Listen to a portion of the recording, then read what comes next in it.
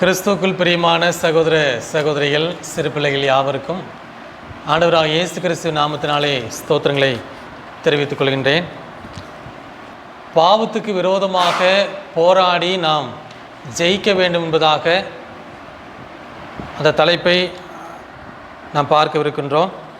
அவருடைய வழியிலே நம்ம என்ன செய்யணுங்க, அவர் போன அதே வழியிலே அவருக்கு இருந்த அதே மனமானது நமக்கு இருக்கும் பொழுது, அவர் பட்ட பாடுகளை அவர் எவ்விதமாக நன்மை செய்து அநியாயமாக பாடுபட்டு பொறுமையோடு எல்லாவற்றையும் சகித்தாரோ, அதே விதமாக அந்த வழியிலே நம்ம என்ன செய்யணுங்க, செல்ல வேண்டியது அவசியமாக இருக்கிறது. நம்மளை கொண்டு சிலுவையில் போட்டுருவாங்கன்னு சொல்லி யாரும் பயப்பட வேண்டிய அவசியம் இல்லை.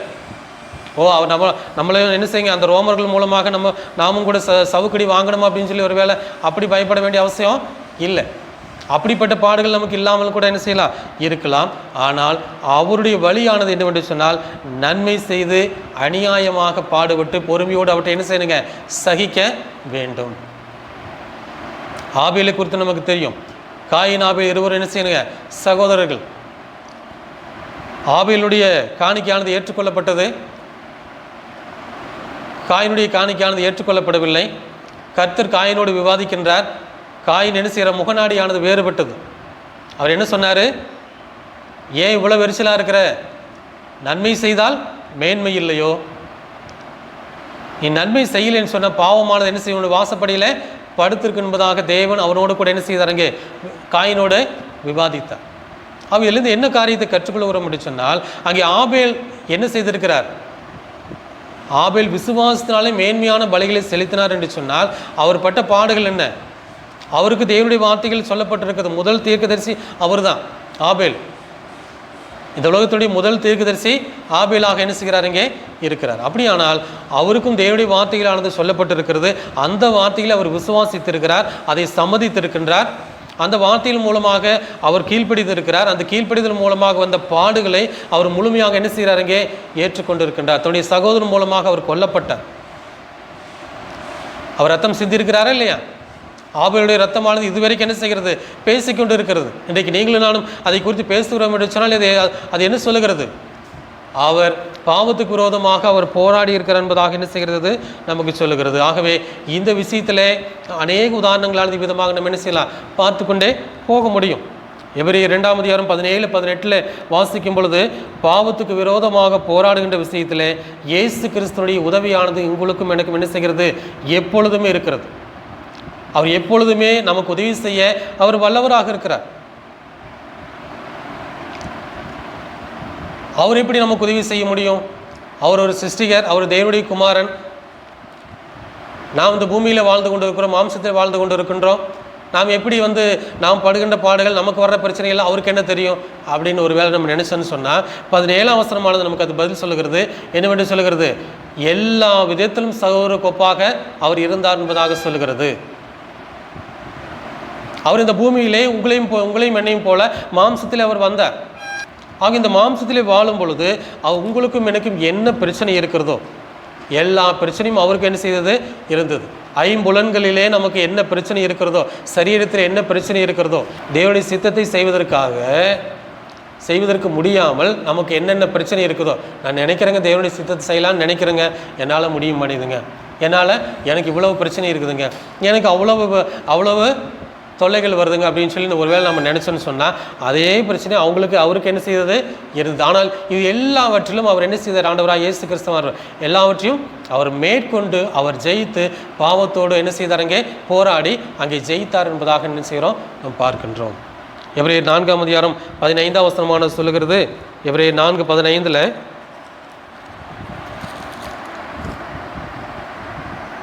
நம்முடைய பலவீனங்களை குறித்து பரிதவிக்கக்கூடாத பிரதான ஆசிரியர் நமக்கு இராமல் எல்லா விதத்திலும் நம்மை போல சோதிக்கப்பட்டோம் பாவம் இல்லாதவராயிருக்கிற பிரதான ஆசாரியரே நமக்கு இருக்கிறார். ஆகவே இதில் ஏதாவது நமக்கு பிரச்சனை இருக்குதா? நமக்கு இது நல்ல ஒரு தைரியத்தை கொடுக்கிறது, நல்ல ஒரு நம்பிக்கை கொடுக்கிறது. இந்த 15ஆம் வசனம் பாருங்க, எல்லா விதத்திலும் நம்மை போல சோதிக்கப்பட்டிருக்கின்றார். அப்போ நமக்கு வந்தது அவருக்கு வந்திருக்குதா அப்படின்னு சொல்லி நம்ம என்ன செய்யலாம், வந்திருக்குது. அப்போ அவர் ஜெயிச்சாரா நம்ம என்ன செய்ய முடியும், ஜெயிக்க முடியுமா முடியாதா? கண்டிப்பாக என்ன செய்ய முடியும், ஜெயிக்க முடியும் என்கிற ஒரு தைரியமானது நம்பிக்கையானதன் மூலமாக நமக்கு இருக்கிறது. ஆகவே அவர் சொல்கிறார் பாருங்க, எல்லாவற்றிலும் நம்மை போல சோதிக்கப்பட்டோம் பாவம் இல்லாதவராயிருக்கிற பிரதான ஆசிரியர் நமக்கு என்ன செய்கிறாருங்க, இருக்கின்றார். பேதுரு இதை குறித்து சொல்லும் பொழுது, அவர் பாவம் செய்யவில்லை, அவருடைய வாயிலே வஞ்சனை காணப்படவில்லை. அவர் அடிக்கப்படும் பொழுது, அவர் வையப்படும் பொழுது அவர் பதில் வையவில்லை. ஏன்? நம்மை அடிக்கும் பொழுது நமக்கு என்ன ஒரு சோதனை இருக்கும். என்ன சோதனை இருக்கும்? திருப்பி அடிக்கலாங்கிற சோதனை இருக்கும். நம்ம திட்டும் பொழுது திருப்பி திட்டலான்னு சொல்கிற சோதனை இருக்கும். நம்மை காரி துப்புறாங்க, தலையில் அடிக்கிறாங்க, கன்னத்தில் அறிகிறாங்க, எல்லாம் இப்படி எல்லாம் நம்மை குறித்து நம்ம இடத்துல செய்யும் பொழுது நமக்கு என்ன இருக்கும்? நமக்கு இருக்கிற சோதனை என்னங்க? உடனடியாக ஏதாவது என்ன செய்வோம்? திருப்பி என்ன செய்வோம்? அடிப்போம். திருப்பி ஏதாவது பேசுவதற்கான சோதனை நமக்கு இருக்கும். ஆனால் அந்த சோதனையானது அவருக்கும் இருந்தது. ஆனால் அவர் என்ன செய்திருக்கவில்லை? பாவத்தோடு அங்கே போராடி அவர் ஜெயித்தார். அந்த இடத்துல அந்த போராட்டமானது அந்த இடத்துல தான் இருக்குது. ஒருத்தர் அடிக்கிறப்ப கன்னத்தில் அடிக்கிறாரு, திருப்பி அடிக்கிறதுக்கான சோதனை இருக்கிறது. ஆனால் அவர் என்ன செய்யலை. இப்பொழுது என்ன செய்து கொண்டிருக்கிறார்? போராடி கொண்டு இருக்கின்றார். இந்த போராட்டமானது தான் பாவத்துக்கு விரோதமான போராடுகின்ற விஷயமாக என்ன செய்கிறது இருக்கிறது. அதில் அவர்கிட்ட என்ன செய்தார்? அவர் ரத்தம் சிந்தப்படத்தக்கதாக எதிர்த்து நின்றார். ஆக இப்படிப்பட்ட காரியங்களைத்தான் நாம் என்ன செய்ய வேண்டியிருக்கிறது? பின்பற்ற வேண்டியது அவசியமாக இருக்கிறது. ஆகவே எதை நாம் பின்பற்ற வேண்டும் என்று சொன்னால், 1 பேதுரு புஸ்தகம் 4ஆம் அதிகாரத்தில் 1-2 வசனங்களை வாசிக்கும் பொழுது, இப்படி இருக்க கிறிஸ்து நமக்காக மாம்சத்திலே பாடுபட்டபடியால் நீங்களும் அப்படிப்பட்ட சிந்தையை ஆயுதமாக நீங்கள் என்ன செய்யுங்க? தரித்து கொள்ளுங்கள். இப்போ கிறிஸ்து என்ன செய்திருக்கிறார்? நமக்காக மாம்சத்திலே பாடுபட்டு இருக்கின்றார். இன்றைக்கு அந்தி கிறிஸ்துகள் சொல்கிறாங்க, இயேசு கிறிஸ்து மாம்சத்திலே வரலைன்னு சொல்லி சொல்கிறாங்க. ஆனால் கர்த்தர் என்ன செய்திருக்கிறாருங்க? நமக்காக மாம்சத்திலே என்ன செய்கிறார்? பாடுபட்டு இருக்கின்றார். நீங்கள் அப்படிப்பட்ட சிந்தையை நீங்கள் என்ன செய்யுங்க? ஆயுதமாக தரித்து கொள்ளுங்கள். இது நமக்கு ஒரு ஆயுதம். இந்த ஒரு மனமானது நமக்கு ஒரு ஆயுதம். ஆயுதம் என்பது நாம் போரிடுவதற்கு நமக்கு என்ன செய்கிறது? உதவிகரமாக இருக்கிறது. நம்மை பாதுகாத்துக் கொள்வதற்கு நமக்கு என்ன செய்கிறது? உதவிகரமாக என்ன செய்கிறது? இருக்கிறது. 2ஆம் வசனமானது சொல்லுகிறது, ஏனென்றால் மாம்சத்தில் பாடுபடுகிறவன் இனி மாம்சத்தில் இருக்கும் காலம் வரைக்கும் மனுஷனுடைய இச்சைகளின்படி பிழைக்காமல் தேவனுடைய சித்தத்தின்படி பிழைக்கத்தக்கதாக பாவங்களை விட்டு ஓய்ந்திருப்பான். எப்பொழுது ஒரு மனுஷன் பாவத்தை நிறுத்த முடியும்? அந்த 2ஆம் வசனத்தின் முதல் பகுதியை பாருங்க. மாம்சத்தில் பாடுபடுகிறவன், மாம்சத்தில் பாடுபட்டால் ஒழிய பாவங்களை என்ன செய்ய முடியாது? நிறுத்த முடியாது. ஆகிய நாம் பாவத்தை நிறுத்துவதற்கும் பாவத்தோடு போராடுவதற்கும் நம் மாம்சத்திலே பாடுபட வேண்டியது அவசியமாக இருக்கிறது. அதற்கு இயேசு கிறிஸ்துவானவர் நமக்கு உதவிகரமாக இருக்கிறார். இயேசு கிறிஸ்துவானவர் நம்மை போல தான் இந்த பூமியில் அவர் வாழ்ந்தார். அவரும் கூட என்ன செய்கிறார்? நம்மை போல வாழ்ந்து பாவம் இல்லாமல் அவர் என்ன செய்த பூமியில் வாழ்ந்திருக்கிறார். பாவத்தோடு போராடி இருக்கிறார். ரத்தம் சிந்தப்படத்தக்கதாக அவர் எதிர்த்து நின்று போராடி இருக்கிறார் என்பதாக என்ன செய்கிறோம்? நாம் பார்க்கின்றோம். ஆகவே இந்த வேளையில் நாம் மீண்டும் ஒரு காரியத்தை பார்க்கும் பொழுது, எபிரேயர் புஸ்தகம் 1 பேதுரு மன்னிக்கணும் 1 பேதுரு புஸ்தகம் 2ஆம் அதிகாரம் 19-20 வசனங்களை வாசிக்கும் பொழுது, 1 பேதுரு 2:19-20 ஏனெனில் தேவன் மேல் பற்றுதலாக இருக்கிற மனசாட்சி நிமித்தம் ஒருவன் அநியாயமாய் பாடுபட்டு உபத்திரவங்களை பொறுமையாய் சகித்தால் அதுவே பிரீதியாயிருக்கும். 20ஆம் வசனம் சொல்லுகிறது, நீங்கள் குற்றம் செய்து அடிக்கப்படும் போது பொறுமையோடு சகித்தால் அதனால் என்ன கீர்த்தி உண்டு. நீங்கள் நன்மை செய்து பாடுபடும் போது பொறுமையோடு சகித்தால் அதுவே தேவனுக்கு முன்பாக பிரீதியாக இருக்கும். அவை நம்ம தவறு செய்துட்டோம், பாவம் செஞ்சிட்டோம், அதனால் ஒரு பாடுபட்டுட்டோம். அது என்னது? அது அநியாயமான பாடுகள் அல்ல. பாவம் செய்யும் பொழுது வருகின்ற பாடுகள், அது மூலமாக வருகின்ற அடிகள், அதனால் வருகின்ற அவமானம், இதெல்லாம் அநியாயமாக வர்ற காரியங்கள் அல்ல, அது நியாயமாக வருகின்ற காரியங்கள். ஆனால் நீங்கள் நன்மை செய்து அநியாயமாக நீங்கள் பாடுபடும் பொழுது தான் அது தேவனுக்கு பிரீதி என்ன செய்கிறது? தேவனுடைய சமூகத்தில் அது தயவாக என்ன செய்கிறது? இருக்கிறது. அப்பொழுதுதான் தேவனுடைய தயவை நாம் என்ன செய்ய முடியும்? பெற்றுக்கொள்ள முடியும் என்பதாக நாம் பார்க்கின்றோம். ஆகவே பாவத்தோடு போராடுகின்ற விஷயத்தில் ஆண்டவராக இயேசு கிறிஸ்துவானவர் எந்த அளவுக்கு அதிகமாக அவர் போராடி இருக்கிறார் என்று சொன்னால், ஏசாயா புஸ்தகம் 52ஆம் அதிகாரம் 14ஆம் வசனமானது சொல்கிறது. ஏசாயா 52:14 மனுஷனை பார்க்கிலும் அவருடைய முகப்பார்வையும் மனுபுத்திரரை பார்க்கிலும் அவருடைய ரூபமும் இவ்வளவு அந்த கேடு அடைந்தபடியினாலே அவரை கண்ட அநேகர் பிரமிப்படைந்தார்கள்.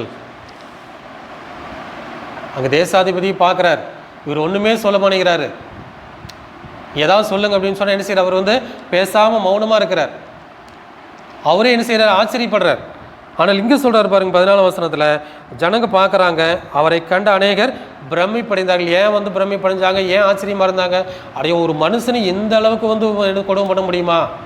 ஒரு மனுஷனை இந்த அளவுக்கு பிடிச்சி சித்திரவதை பண்ணுறாங்களே அப்படின்னு என்ன செய்கிறாங்க, முகத்தை பார்க்க முடியல, முகம் வந்து அடையாளமே தெரியல, இவர் தானா இயேசு அப்படிங்கிறது என்ன செய்யல, அடையாளமே தெரியல.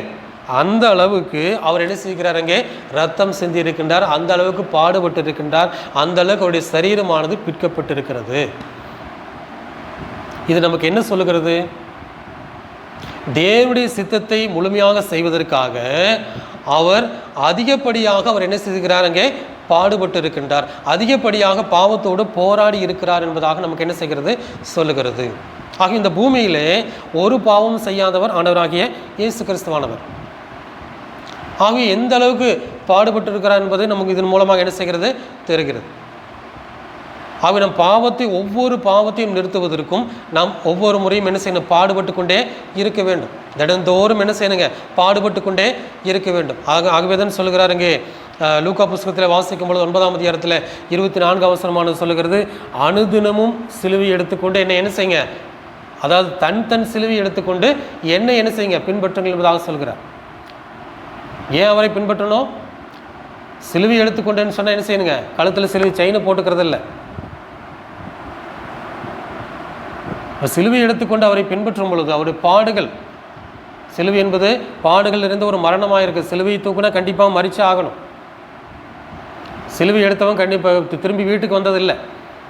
ஆக நம்ம என்ன செய்ய வேண்டியிருக்கிறது, சிலுவையின் தன் சிலுவையை எடுத்துக்கொண்டு நாம் தொடர்ந்து அனுதினமும் நாம் பாவத்தோடு போராட வேண்டியது அவசியமாக இருக்கிறது. எந்த அளவுக்கு போராட வேண்டும்? எபிரேயர்களுக்கு சொல்லுகிறார், பாவத்துக்கு விரோதமாக போராடுகிறதுல ரத்தம் சிந்தப்படத்தக்கதாக நீங்கள் இன்னும் என்ன செய்யல, எதிர்த்து நிற்கவில்லையே. ஆகிய அவ்விதமாக இருப்பதற்கு நமக்கு நல்ல ஒரு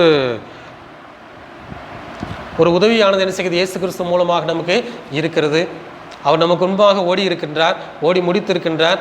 அவரை நோக்கி நம்ம ஓடும் பொழுது, இயேசுவை நோக்கி ஓடும் பொழுது, நமக்கு சோர்வு இருக்கும் பொழுது, அவர் சகித்த காரியங்களை நாம் நினைவு கூறும் பொழுது மெய்யாகவே நம்ம ஓடுவதற்கு என்ன செய்வது, பாவத்துக்கு விரோதமாக போராடுவதற்கும் தேவனுடைய சித்தத்தை செய்து நம் ஓட்டத்தில் ஓடுவதற்கும் அது மிகவும் உதவிகரமாக இருக்கும் என்பதாக நான் பார்க்கின்றோம். ஆகவே அவ்விதமாக நம்ம ஓடி பாவத்தோடு நாம் போராடி ஜெயிப்பதற்கும் தேவனுடைய சித்தத்தை முழுமையாக செய்து நாம் பூர்ணமாக ஆவதற்கும் தேவன் நமக்கு உதவி செய்வாராக. உங்களை பொறுமையான கவனத்தடியை பாராட்டுகிறேன். நன்றி.